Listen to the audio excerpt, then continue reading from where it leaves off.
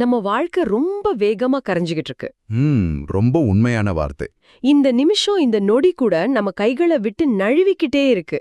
கொஞ்சம் ஆழமா யோசிச்சு பாருங்க, நம்ம என்ன செஞ்சுகிட்டு இருக்கோம்? தேவையற்ற விஷயங்களை சுமந்துகிட்டு இருக்கோம் இல்லையா? கண்டிப்பா. வீணான கோபங்கள், என்றோ நடந்த கசப்பான சம்பவங்கள்னு ஒரு பெரிய சுமைய தூக்கிக்கிட்டு அலையறோம். ஆனா கட்டாயம் செஞ்சாக வேண்டிய மிக முக்கியமான நல்ல விஷயங்களை மட்டும், அதாவது அறத்தை, நாளைக்கு பாத்துக்கலான்னு தள்ளி போடுறோம். அந்த நாளை நமக்கு சொந்தமானதான் யாருக்கும் தெரியாது. அதுதான் நிதர்சனம். இப்போவே ஒரு கணம் உங்களை நீங்களே கேட்டுக்கோங்க, அந்த நாளை உண்மையிலே நமக்கு சொந்தமானதா? இது ஒரு சாதாரண உரையாடல் கிடையாது.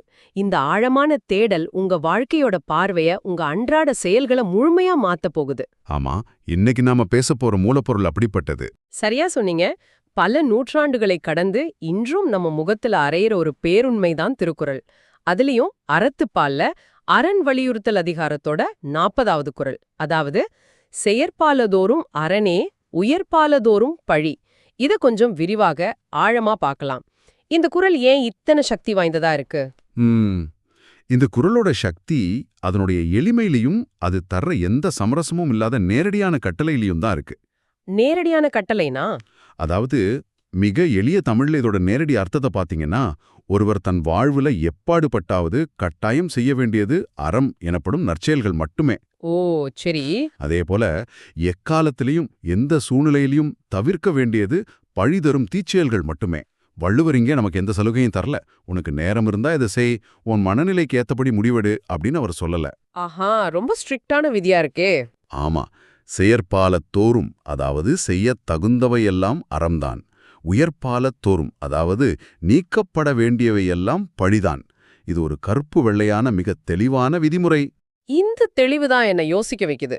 ஆனா நிஜ வாழ்க்கையில நாம அப்படி நடக்கிறது இல்லையே. எப்படி சொல்றீங்க? நேத்து எனக்கு நடந்த ஒரு விஷயத்தையே சொல்றேன். என் நண்பன் ஒருத்தன் வீடு மாத்துறதுக்கு உதவி கேட்டான். என் மூளை உடனே அச்சச்சோ முதுகு வலிக்குமே, வீக்கெண்ட் வேற, நாளைக்கு மெசேஜ் பண்ணிக்கலான்னு ஒரு நொடியில் அதை தள்ளி போட்டது. இது இயல்புதான்.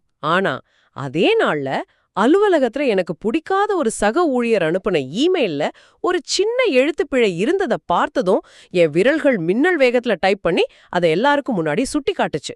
எனக்கே என்ன பார்த்து கொஞ்சம் வெக்கமா இருந்துச்சு. இது ஒரு நல்ல உதாரணம். ஆமா, ஒரு உதவி செய்ய, ஒரு நல்லது செய்ய தயங்குற என் மனம் ஒருத்தரை விமர்சனம் பண்றதுக்கு, அதாவது ஒரு பழிய தேடுற விஷயத்துக்கு ஏன் இவ்ளோ அவசரப்படுது? இந்த முரண்பாகு உங்ககிட்ட மட்டும் இல்ல, மனித இனத்தோட ஒட்டுமொத்த இயல்புலையும் இருக்கு. இத புரிஞ்சுக்க நாம பரிணாம வளர்ச்சி மற்றும் மூளையோட செயல்பாட்டுக்குள்ள போகணும். ஓ, இதுக்குள்ள உளவியலும் இருக்கா? கண்டிப்பா இருக்கு. உளவியல்ல இத நாம தற்காப்பு உணர்வு, அதாவது சர்வைவல் மெக்கானிசம்னு சொல்லுவோம். பரிணாம வளர்ச்சியில மனித மூளை எப்பவுமே தன்னிடம் உள்ள ஆற்றலை, அதாவது எனர்ஜியை மிச்சப்படுத்தவே பழகியிருக்கு. புரியுது. நீங்க உங்க நண்பனுக்கு உதவி செய்ய போறது உங்க உடம்புக்கும் மனசுக்கும் ஒரு கூடுதல் செலவு. அதனால மூளை உடனே இதை நாளைக்கு பாத்துக்கலான்னு ஒரு சாக்கு போக்க கண்டுபிடிச்சு உங்களை தடுக்குது. அப்போ அந்த இமெயில் விஷயத்துல மட்டும் மூளைக்கு எனர்ஜி செலவாகலையா? அதுக்கே அவ்வளோ வேகம்? அங்கதான் விஷயமே இருக்கு. ஒருவரை விமர்சிப்பது, கோபப்படுவது அல்லது புறம் பேசுவது அப்படிங்கிறத உங்க மூளை ஒரு அச்சுறுத்தல் அல்லது போட்டி தொடர்பான விஷயமா பாக்குது. ஓ, காம்படிஷனா நினைக்குது. ஆமா, தற்பெருமை, அதாவது அகங்காரம் இங்கே உள்ளே வருது. நான் அவனை விட சிறந்தவன்னு நிரூபிக்க வேண்டிய கட்டாயம் அகங்காரத்துக்கு இருக்கு. ஆஹா. மூளைய பொறுத்தவரை தன்னை சுற்றி நடக்கும் நெகட்டிவான விஷயங்களை உடனே எதிர்கொள்வது அதோட தற்காப்புக்கு மிக முக்கியம். அதனாலதான் அறம் செய்ய நினைக்கும் போது சோம்பேறித்தனம் போடுற மூளை பழி அப்படின்னு வரும்போது அகங்காரத்தோட தூண்டுதலால் உடனடியா செயல்படுது. ரொம்ப தெளிவா விளக்குனீங்க. அத புரிஞ்சுகிட்டதாலதான் வள்ளுவர் வெறும் அறிவுரையா இல்லாம செயற்பாலத்தோறும் அரணே அப்படின்னு ஒரு கட்டளையாவே இதை வைக்கிறாரு.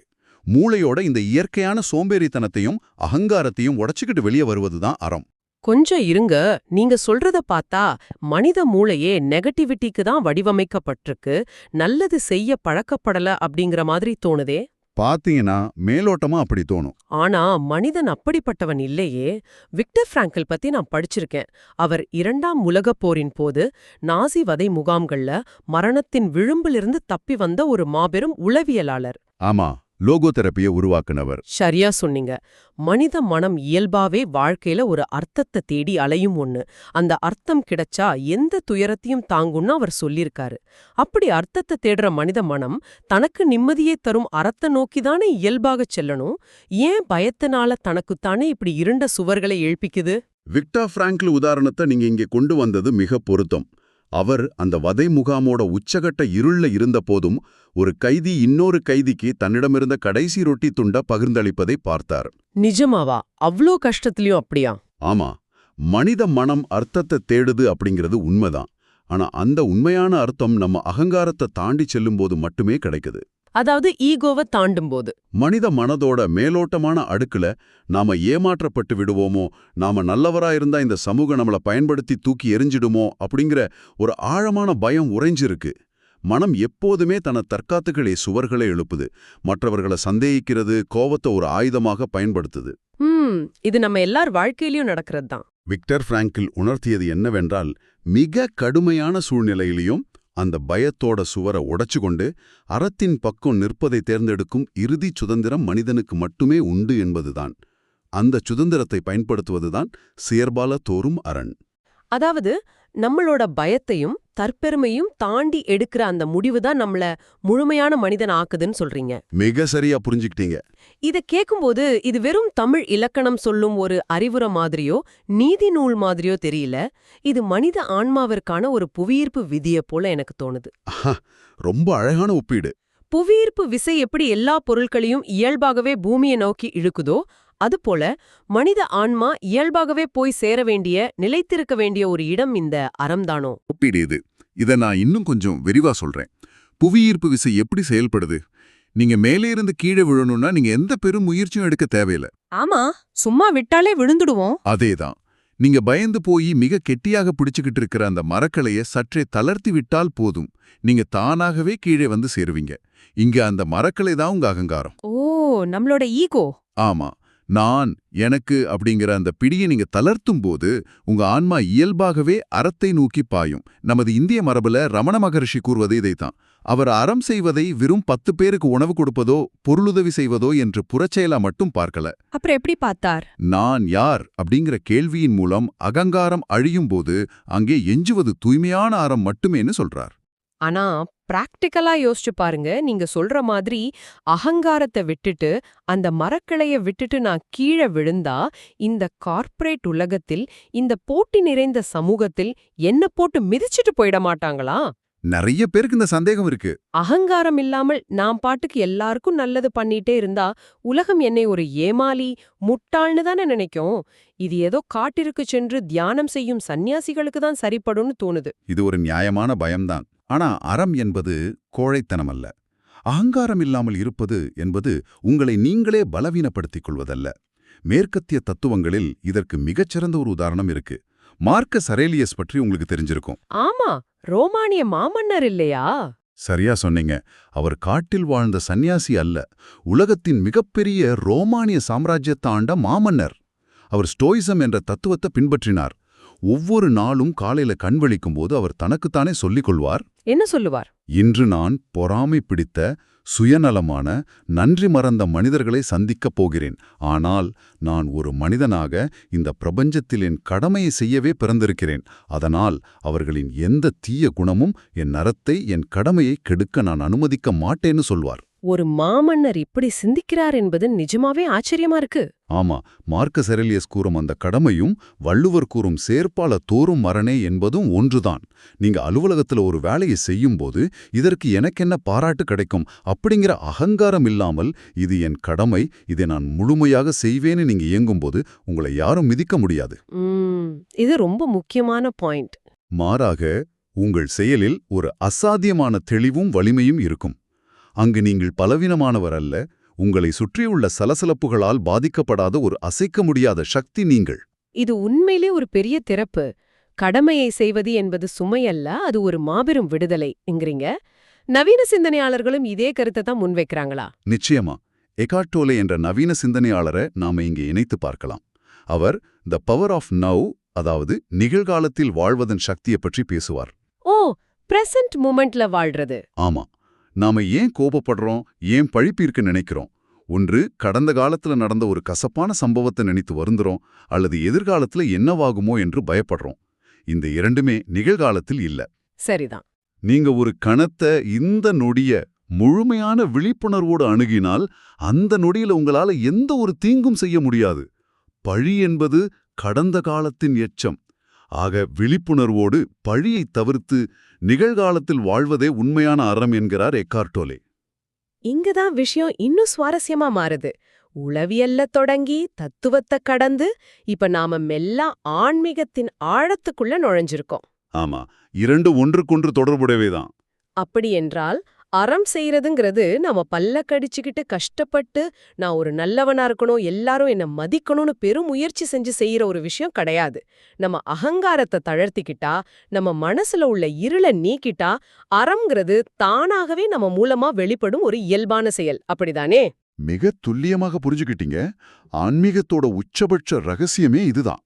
அறம் என்பது நாம முயற்சி செய்து சாதிக்கும் ஒன்றல்ல. நீங்க ஒருவருக்கு உதவி செய்யும்போது, நான் எவ்வளவு பெரிய உதவி செய்கிறேன், நான் எவ்வளவு நல்லவன் அப்படிங்கிற எண்ணம் உங்க மனசுல இருந்தால் அங்கே அறம் சுருங்கி விடுகிறது. அது வெறும் அகங்காரத்தின் வியாபாரமாக மாறிவிடுதுன்னு சொல்றீங்க. சரியா சொன்னீங்க. ஆனா உங்களுக்குள் விழிப்புணர்வு அதிகரிக்கும்போது, அந்த நான் என்ற அகங்காரம் முழுமையாக கரையும்போது உங்களுக்குள் ஒரு மாபெரும் வெற்றிடம் உருவாகுது.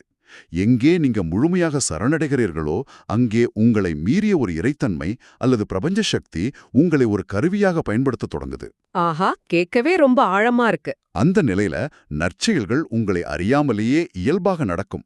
அங்கே பலன் எதிர்பாராத, பிரதிபலன் கருதாத ஒரு முழுமையான அறம் மலரும். அதுவே வள்ளுவர் சொல்லும் செயற்பாலத்தோறும் அரண். இத கேட்கும்போதே மனசுக்குள்ள ஒரு பெரிய அமைதி உருவாகிறத உணர முடியுது. ஆனா இப்போ இத கேட்டுக்கிட்டு இருக்கிற நீங்க ஒருவேளை டிராஃபிக்ல வண்டியில போயிட்டு இருக்கலாம், இல்ல ஆபீஸ்ல பாஸ் கொடுத்த பிரஷர்ல டென்ஷனா இருக்கலாம், குடும்ப பொறுப்புகள், மன அழுத்தம்னு பல இரைச்சல்களுக்கு நடுவுல இருக்கலாம். இதுதான் இன்றைய யதார்த்தம். இந்த மாதிரி அவசர உலகத்துல இருக்கிற ஒரு சாதாரண மனிதன் இவ்ளோ பெரிய தத்துவத்தை தன்னோட அன்றாட வாழ்க்கையில எப்படி செயல்படுத்துறது? சும்மா தியரியா இல்லாம பிராக்டிக்கலா இதை எப்படி அணுகலாம்? மிக முக்கியமான கேள்வி. அறிவை செயலாக மாற்றாவிட்டால் அது ஒரு வீண் சுமைதான். இதை அன்றாக வாழ்வில் கொண்டு வர மிக எளிய ஆனால் உறுதியான 2 வழிகளை நாம பின்பற்றலாம். முதலாவது, சிறு அறங்கள், அதாவது மைக்ரோ வர்ச்சூஸ். சிறு அறங்களா? அறம் என்பது ஏதோ ஒரு பெரிய அனாதாசிரமம் கட்டுவது அல்லது ஊருக்கே சோறு போடுவது அப்படின்னு ஒரு மாபெரும் திட்டமாக பார்க்கக்கூடாது. ஒரு நாளின் தொடக்கத்தில் உங்க கண்முன் தோன்றும் மிகச் சிறிய நற்செயலை எந்த சாக்குப்போக்கும் சொல்லாமல் உடனடியாக செய்து முடிப்பது. இதுக்கு உதாரணமா என்ன சொல்லலாம்? உதாரணமா, அலுவலகத்துல ஒரு கதவை திறந்து பின்னால் வருபவருக்கு வழி விடுவது, சோர்வாக இருக்கும் ஒரு சக ஊழியருக்கு எந்த எதிர்பார்ப்பும் இல்லாமல் ஒரு காஃபி வாங்கி கொடுப்பது, அல்லது கோபத்தில் கத்திக் கொண்டிருக்கும் உங்க மனைவியிடமோ கணவரிடமோ எதிர்வாதம் செய்யாமல் மிக கனிவாக அமைதியாக ஒரு வார்த்தை பேசுவது. இதெல்லாம் நிஜமாவே ரொம்ப சின்ன விஷயங்கள் தான். ஆமா, சில நொடிகள் தான் பிடிக்கும். ஆனா இந்த சிறு அறங்கள் உங்க அகங்காரத்தோட சுவரை மெல்ல மெல்ல உடைக்கும் ஒரு உளவியல் பயிற்சி. இதுதான் செயற்பாலத்தோறும் அரணே. அருமை. அதாவது அறமுங்கள்டு ஒரு பெரிய மலை மாதிரி பார்க்காம ஒவ்வொரு கணத்திலையும் நாம எடுக்கக்கூடிய சின்ன சின்ன பாசிட்டிவான முடிவுகளை மாத்திக்கிறோம். அப்போ உயிர்ப்பாலத்தோறும் பழி, அதாவது தவிர்க்க வேண்டிய தீச்செயல்களை நடைமுறையில எப்படி தவிர்க்கிறது? சில சமயம் கோபம் டக்குன்னு வந்துடுதே. அதற்குத்தான் 2வது வழிமுறை தேவைப்படுது. இதை விழிப்புணர்வு இடைவெளி, அதாவது தி பாஸ் ஆஃப் அவேர்னஸ் அப்படின்னு சொல்லலாம்.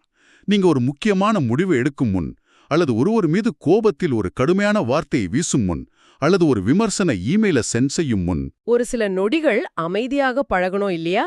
சரியா சொன்னீங்க. மனித மனம் உடனடியாக ரியாக்ட் செய்ய துடிக்கும்.